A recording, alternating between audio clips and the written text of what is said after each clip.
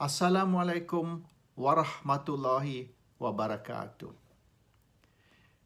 Tidak lama lagi, Sabah akan mengadakan pilihan raya negeri. Tetapi mungkin ramai dari golongan muda yang di bawah umur 40 tidak mengetahui cerita sebenar tentang sejarah politik Sabah. Pada tahun 85, Joseph Pairin Kittingan telah menubuhkan parti baru, PBS. Dan parti ini telah menyertai pilihan raya tahun 85 dan telah menang. Dan telah menubuhkan kerajaan negeri yang baru. Sebelum itu, semenjak zaman Tun Datuk Mustafa, ramai orang-orang bukan Islam, orang Kristian dan sebagainya telah diislamkan oleh kerajaan Sabah. Terutama sekali golongan Iban dan golongan Kristian ataupun golongan yang tidak beragama. Dan usaha Tun Datuk Mustafa dan juga Perkim yang diketuai oleh Tengku Abdul Rahman, Perdana Menteri yang pertama, telah menyebabkan masyarakat Islam ataupun golongan Islam ni bertambah.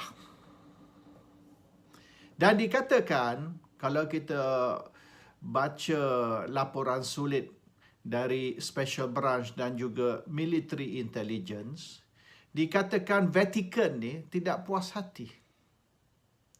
Dan Vatican telah membantah usaha untuk mengislamkan orang Kristian oleh kerana mereka diislamkan melalui rasuah.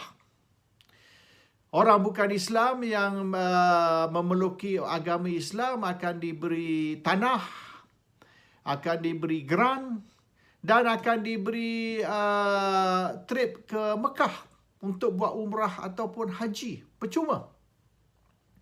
Jadi usaha untuk yang dikatakan merasuah orang bukan Islam untuk memeluki agama Islam telah membuat Vatican ni tidak puas hati.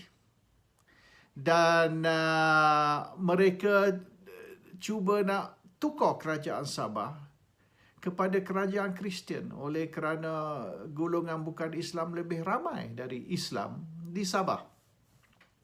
Jadi apabila Pairin Kittingan menubuhkan parti baru, PBS, maka Vatican telah memberi bantuan kewangan melalui Filipin.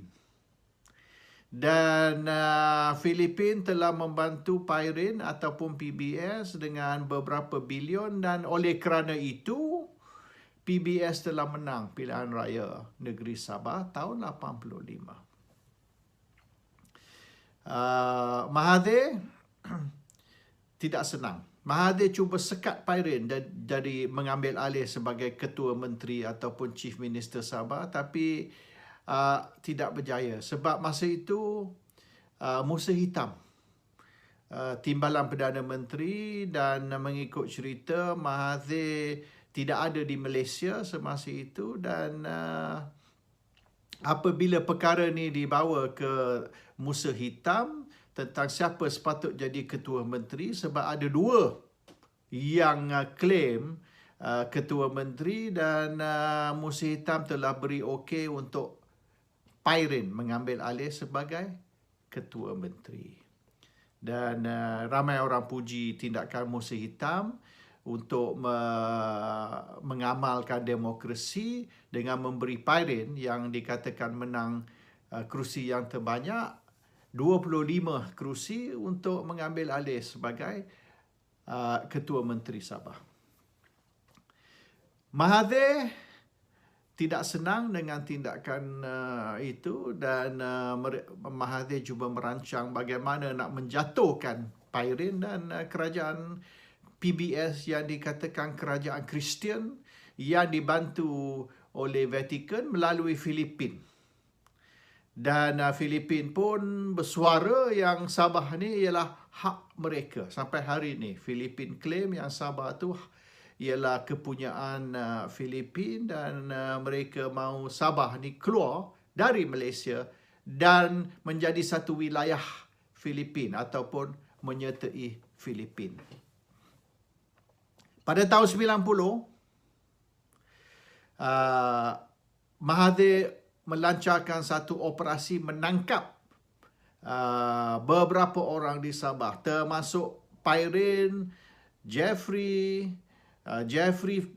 adik kepada Pairin ditangkap di bawah ISA, dan juga beberapa pegawai special branch, pegawai polis, dan juga pemimpin-pemimpin politik terutama di Sabah telah ditangkap di antara tahun 90 hingga tahun 91. Dan tuduhan ialah mereka merancang untuk membawa Sabah keluar dari Malaysia dan menyertai Filipin atau menjadi satu wilayah Filipin. Ini satu tuduhan yang dibuat, dan dikatakan sebabnya Jeffrey, adik kepada Pairin, ditangkap ialah kerana isu kewangan. Jeffrey dituduh melesatkan duit Yayasan Sabah sebanyak beberapa bilion, tapi Jeffrey menafikannya. Saya jumpa Jeffrey sendiri, dia menafikannya, dan disyaki yang duit tu yang sebenar beberapa bilion yang dikatakan Jeffrey curi atau lesap dari Yayasan Sabah, yang sebenarnya dari Filipin ataupun dari Rom melalui Filipin. Dan ini sebab sebenar. Tapi kerajaan Malaysia tidak bolehlah menuduh Vatican ataupun Filipin. Mereka terpaksa beri alasan yang Jeffrey curi duit itu dari Yayasan Sabah. Itu cerita tahun 85 hingga tahun 90. Di mana Pairin Kittingan, Jeffrey Kittingan, PBS, berjaya merampas kerajaan Sabah, dan akhirnya Mahathir bertindak tahun 90 hingga 91 dengan menangkap semua perancang-perancang dan mastermind di Sabah. Termasuk juga ramai pegawai polis, special branch, pangkat tinggi juga ditangkap sebab mereka dikata bersebahat dengan PBS ataupun Pairin. Pada tahun 90, Mahathir juga lancarkan apa dipanggil Projek M ataupun Projek IC. Projek M ni Projek Mahathir ataupun Projek IC. Saya telah berjumpa 10 tahun kemudian, saya telah berjumpa dengan beberapa orang yang terlibat di dalam usaha ini, Projek M atau Projek IC, dan saya juga telah interview di Kuala Lumpur dan juga di Kota Kinabalu beberapa orang seperti Muttalib Daud. Arwah Muttalib telah mengeluarkan satu buku yang dijual dengan harga RM300, dan di dalam buku itu beliau telah menyeranaikan ataupun mencatat 1.5 juta nama. Ya, 1.5 juta nama, nombor kad pengenalan dan juga alamat rumah. 1.5 juta orang yang telah diimport ke Sabah dan diberi kad pengenalan IC. Dan ini dikatakan warga asing yang telah dibawa ke Sabah, diberi IC dan dibagi mengundi. Tujuan dia ialah untuk menumbangkan kerajaan Pairin ataupun kerajaan Kristian PBS dengan mengimport 1.5 juta pengundi Islam dan diberi kad pengenalan dan juga dibenarkan mengundi di dalam pilihan raya Sabah. Itulah cara Mahathir nak menumbangkan kerajaan Kristian atau kerajaan PBS di Sabah. Pada tahun di antara tahun 90 hingga tahun 95, 1.5 juta orang Islam dari Filipina dibawa masuk, dan usaha ataupun ejen yang diberi kontrak untuk membawa orang ini masuk ialah Abu Sayyaf. Dan dikatakan Abu Sayyaf dijanji akan dibayar beberapa ringgit atau 100 ringgit tiap-tiap satu kepala untuk membawa masuk orang ni dan didaftar. Projek IC ni atau Projek M ni bukan di Sabah, tetapi ibu pejabatnya ialah di Kampung Pandan di Kuala Lumpur. Dan di Kampung Pandan situlah satu cawangan Jabatan Pendaftaran Negara JPN ataupun yang kita kenali sebagai Pejabat IC telah dibukakan khas untuk mengeluarkan untuk mendaftar dan mengeluarkan IC kepada pengimport ataupun warga negara yang diimport dari Filipina ke Sabah. Selama 5 tahun perkara ini berlaku dan boleh dikatakan population Sabah ataupun rakyat Sabah melompat bertambah lagi 1 hingga 1.5 juta. 1.1 to 1.5 million. Ada yang kata hanya 700-800 ribu, ada yang kata hanya 1 juta. Tapi Muttalib telah mencatat atau senaraikan di dalam buku beliau, kalau tak salah buku tu lebih kurang 500-600 muka surat, 500-600 pages yang dijual dengan harga RM300 satu one copy, dan ada 1.5 juta nama, nombor kad pengenalan dan alamat rakyat baru Sabah, orang Islam. Dan dikatakan juga oleh kerana usaha PBS ataupun Pairin ni dibantu, financed oleh Vatican, maka Gaddafi dari Libya telah membantu projek IC, dan duit untuk membayar Abu Sayyaf ni dikeluarkan oleh Libya ataupun Gaddafi untuk menjayakan projek IC tersebut. Tapi akhirnya 1 juta hingga 1.5 juta rakyat baru dibawa masuk ke Sabah, orang Islam dibawa masuk ke Sabah, tapi Abu Sayyaf tidak dibayar. Dan duit yang sepatutnya yang Gaddafi ataupun Libya bagi untuk membayar Abu Sayyaf tu lesap, kena hijack. Duit tu keluar dari Libya, tapi tidak sampai di Kota Kinabalu. Dia sampai di Kuala Lumpur. From Kuala Lumpur to Kinabalu, the money disappeared. So Abu Sayyaf ni tidak puas hati lah. Semua kerja yang mereka buat beberapa tahun ni untuk supply pengundi-pengundi ke Sabah ni, mereka tidak terima bayaran. Jadi pada tahun 2000 mereka telah serang Pulau Sipadan dan telah kidnap beberapa orang pelancong dan juga pekerja-pekerja di hotel di Pulau Sipadan untuk ransom.